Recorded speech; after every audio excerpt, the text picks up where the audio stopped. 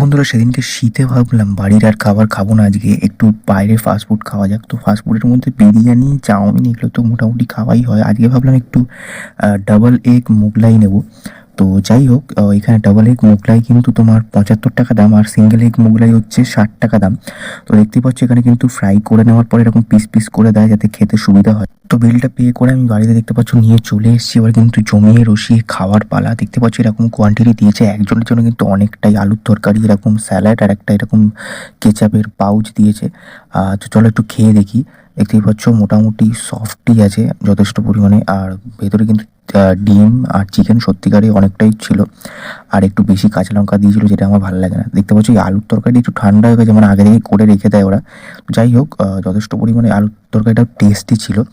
আর চলো একটু ফার্স্ট বাইটটা নেওয়া যাক। একটু পেঁয়াজ দিয়ে আমি শসা, মানে এই স্যালাডের মধ্যে কিন্তু পেঁয়াজটা একটু খাই। দেখতে পাচ্ছ পেঁয়াজটা একটু নিয়ে চলো ফার্স্ট বাইটটা দেওয়া যাক। তোমাদের শর্টসটা কেমন লাগলো অবশ্যই লাইক করে জানিও, ভালো লাগলে চ্যানেলটাকে সাবস্ক্রাইব করে দিতে ভুলো না।